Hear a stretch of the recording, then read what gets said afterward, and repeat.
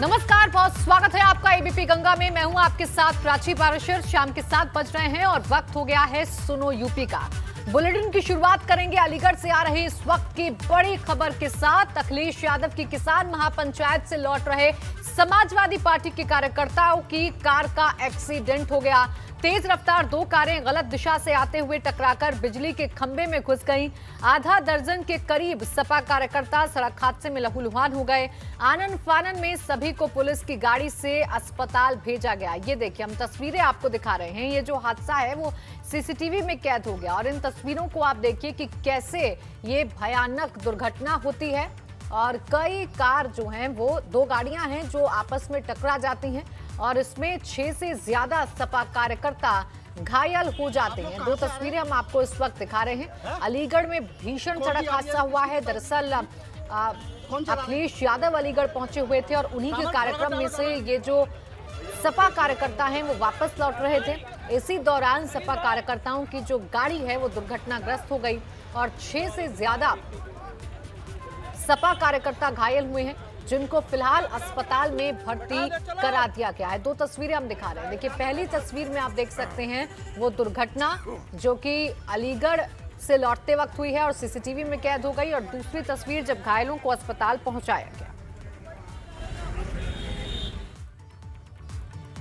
और अजीत सिंह हत्याकांड का मुख्य आरोपी पूर्व सांसद धनंजय सिंह आज खुद ब खुद सामने आ गया।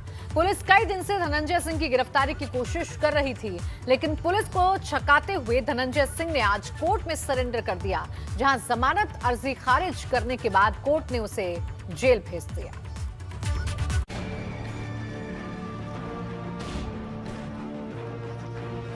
छह जनवरी को लखनऊ में हुए अजीत सिंह हत्याकांड में मुख्य आरोपी बनाए गए जिस धनंजय सिंह को गिरफ्तार करने के लिए यूपी पुलिस लखनऊ से लेकर दिल्ली तक तलाश कर रही थी, उसने आज खुद ही प्रयागराज में एमपी एमएलए कोर्ट में नाटकीय अंदाज में सरेंडर कर दिया। जब वो सरेंडर किया उन्होंने, उस वक्त वो पूरे इलाहाबाद भर के बहुत से पुलिस वाले यहाँ आ गए थे, तमाम कई अधिकारी मौजूद हो गए थे। ये चर्चा रही कि लखनऊ में चूँकि धनंजय सिंह अजीत सिंह हत्याकांड में ये मुलजिम है और 25,000 के इनाम घोषित किया गया है, लिहाजा इन्होंने उस मामले से गिरफ्तारी से बचने के लिए खुद को जो है जमानत कटवा कर अपने जमानतदार से और यहाँ समर्पण किया है। धनंजय सिंह पर अजीत सिंह हत्याकांड की साजिश रचने का आरोप है।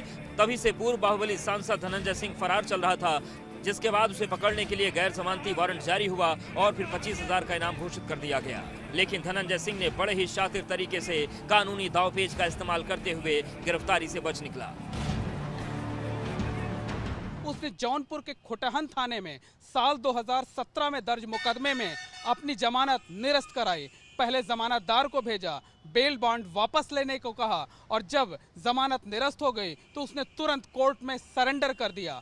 प्रयागराज की स्पेशल एमपी एमएलए कोर्ट ने इसके बाद धनंजय सिंह को जुडिशियल कस्टडी में ले लिया और उसे 1 अप्रैल तक के लिए जेल भेज दिया।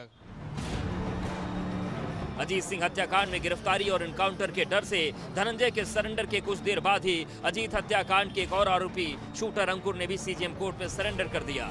इस हत्याकांड में शामिल मुख्य शूटर गिरधारी को लखनऊ पुलिस पहले ही एनकाउंटर में ढेर कर चुकी है। प्रयागराज से एबीपी गंगा के लिए मोहम्मद मोइन की रिपोर्ट। मुजफ्फरनगर में थाना प्रभारी के सामने हिस्ट्री शीटर ने सरेंडर किया और भविष्य में अपराध नहीं करने की कसम खाई, साथ ही साधारण जीवन जीने की भी शपथ ली। पुलिस का खौफ अपराधियों में इस कदर है कि कहीं मुठभेड़ में पुलिस बदमाशों को गोली मारकर घायल ना कर दे, ऐसे में वो थाने में सरेंडर करने पहुंच जा रहे हैं। हिस्ट्री शीटर इलियास उर्फ टीटी के खिलाफ गैंगस्टर, हत्या के प्रयास जैसी संगीन धाराओं में दर्जनों मुकदमे दर्ज हैं। इसी के चलते थाना बुढ़ाना परिसर में हिस्ट्री शीटर ने सरेंडर कर दिया। मैंने सोचा तुमने अपराध करते, तुम्हारे बच्चे हैं क्या, उनका क्या पालन पोषण कैसे करो, उनका अपराध सिखाओगे तुम। अभी उम्र भाई थोड़ी सी पसंद, क्या संदेश दोगे उनको? उधर प्रयागराज प्रशासन ने बाहुबली विजय मिश्रा के खिलाफ एक और एक्शन लिया है। अल्लापुर में विजय मिश्रा के कमर्शियल कॉम्प्लेक्स विजय टावर में ध्वस्तीकरण की कार्रवाई की गई। पीडीए के मुताबिक कॉम्प्लेक्स की ऊपरी 2 मंजिलें अवैध रूप से बनाई गई हैं, जिनका नक्शा बिना विकास प्राधिकरण के पास उनसे पास नहीं कराया गया था। इसके लिए प्राधिकरण ने विजय मिश्रा को नोटिस भी जारी किया था और खुद से मंजिलों को तोड़ने का वक्त दिया था, लेकिन तय वक्त में भी अवैध निर्माण न हटाए जाने के बाद अब पीडीए ने कार्रवाई की है। विजय मिश्रा जो माननीय विधायक हैं हमारे भदोही क्षेत्र से, उनके पत्नी के नाम और उनके सास के नाम ये भूमि क्रय करके ये आवासीय मानचित्र स्वीकृत कराया गया था और आवासीय मानचित्र के विपरीत इनके द्वारा कमर्शियल कॉम्प्लेक्स यहाँ पर बना लिया गया था और जिसके विरुद्ध जो है प्राधिकरण द्वारा अधिनियम के अंतर्गत कार्रवाई करते हुए, नियमानुसार कार्रवाई करते हुए ध्वस्तीकरण आदेश पारित किया गया था। खबर हरदोई से, जहां शिक्षा के मंदिर में शराबी शिक्षक का एक हैरान करने वाला मामला सामने आया है। यहां शिक्षक शराब पीकर स्कूल पहुंच गया, फिर स्टाफ और अधिकारियों से अभद्रता करने लगा। इस दौरान वो कह रहा था कि वो कुछ भी पीकर आए, उसकी मर्जी।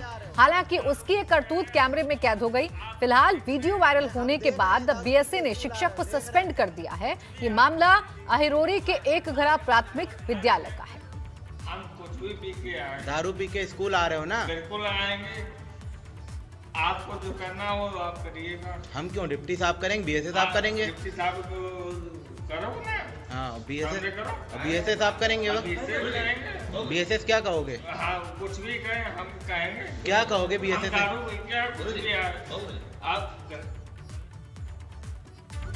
आगरा में शिक्षा विभाग ने बड़ी कार्रवाई करते हुए आज बीएड फर्जीवाड़ा मामले में 168 टीचर्स को बर्खास्त कर दिया। शिक्षा विभाग ने इस मामले में 171 शिक्षकों को चिन्हित किया था, जिनमें से 168 शिक्षकों को बर्खास्त कर दिया गया है। इससे पहले विभाग ने 24 शिक्षकों को इसी मामले में बर्खास्त कर मुकदमा दर्ज कराया है।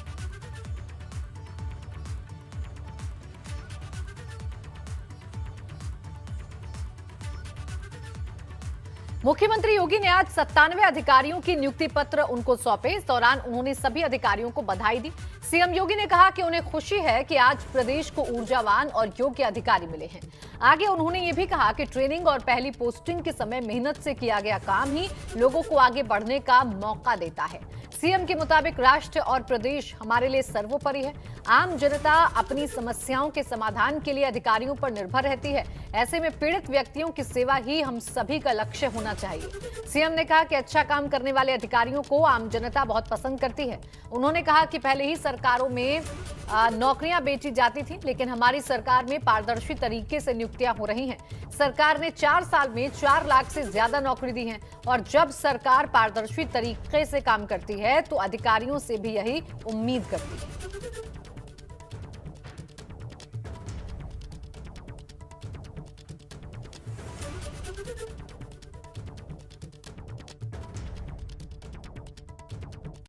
चार वर्ष का कार्यकाल पूरा करने जा रहे हैं, तब हमने प्रदेश की विभिन्न सेवाओं में 4 लाख से अधिक सरकारी नौकरियां उत्तर प्रदेश के नौजवानों को दी हैं और पूरी ईमानदारी के साथ दी हैं, पूरी पारदर्शिता के साथ दी हैं।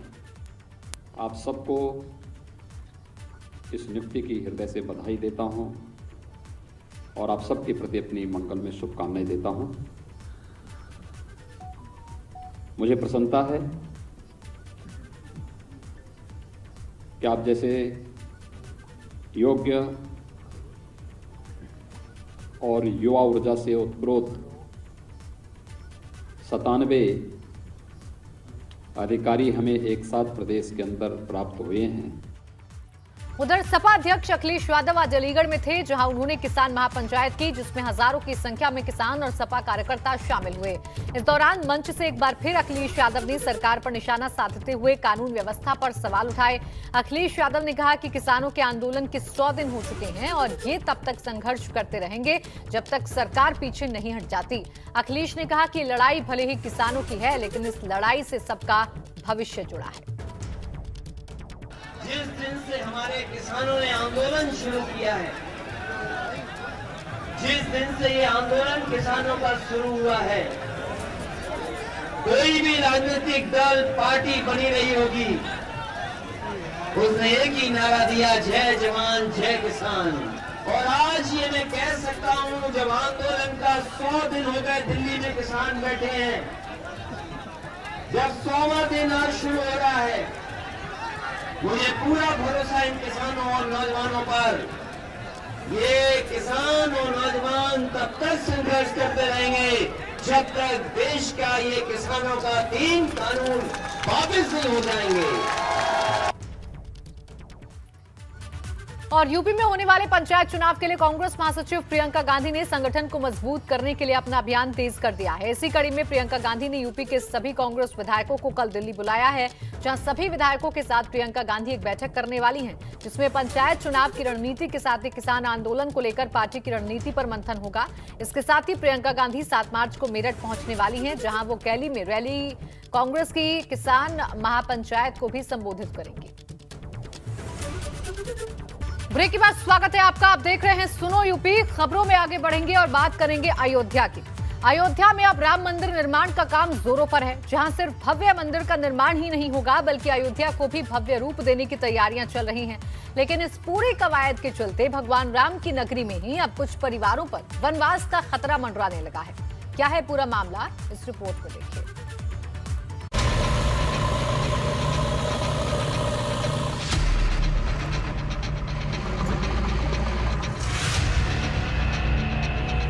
खेतों को रौंद रही जेसीबी मशीनों की ये तस्वीरें अयोध्या की, जहां जिला प्रशासन ने अयोध्या को नया रंग रूप देने के लिए सरकारी जमीन से कब्जा हटाने का अभियान चला रखा है। लेकिन प्रशासन की इस कार्रवाई की वजह से कई परिवारों पर बेघर होने का खतरा मंडरा रहा है। चोरी या डकैती का हम लोग का जमीन नहीं है, हमारे बाबा दादा से जमीन लिया गया है। इतनी गाय भैंस छोटे छोटे भाई बहन कहाँ लोग चले जाएंगे? फिर बिन बताए हुए आप लोग इस तरह उजाड़ कर रहे हैं, कहाँ जाएं हम लोग बताइए? हमारे से हमारे पापा दादा सब लोग रहते थे, हम लोग कहाँ जाएंगे? इतना हम लोग को भगाया जा रहा, ना कुछ बताया गया ना कुछ दिया गया, नोटिस भी नहीं दिए गए। करीब 40 साल पहले इन परिवारों को इस सरकारी जमीन खेती करने के लिए पट्टे पर दी गई थी और तभी से ये परिवार इस जमीन पर घर बनाकर रह रहे थे। लेकिन जिला प्रशासन का कहना है कि इन परिवारों ने जमीन पर अवैध कब्जा कर रखा है और चूंकि अब अयोध्या के विकास के लिए सरकार ने जमीन वापस ले ली है, इसलिए यहाँ बसे लोगों को जमीन खाली करनी ही होगी। इनको कई बार कहा गया कि भाई अपना कब्जा हटा लो, ये हटाते नहीं बार बार। अब हमको इसमें विभिन्न सरकारी योजनाएं जो आ रही हैं उसको ज़मीन की आवश्यकता है। हमको इसमें बहुत सारी सरकारी योजनाओं के लिए ज़मीन देनी है, फायर ब्रिगेड को देनी है और भी विभागों को, पर्यटन को देनी है, तो इसीलिए खाली करा रहे हैं। हालांकि जिला प्रशासन भले ही अब अयोध्या के नवनिर्माण के लिए इन परिवारों को सरकारी जमीनों से कब्जा हटाने की बात कह रहा है, लेकिन 40 साल तक कभी भी सरकार की तरफ से कोई भी इन परिवारों के पास नहीं आया। ऐसे में सवाल ये है कि अचानक जमीनों से बेदखल किए जाने के बाद ये विस्थापित परिवार कहां जाएंगे? अयोध्या से एबीपी गंगा की ऋषि गुप्ता की रिपोर्ट।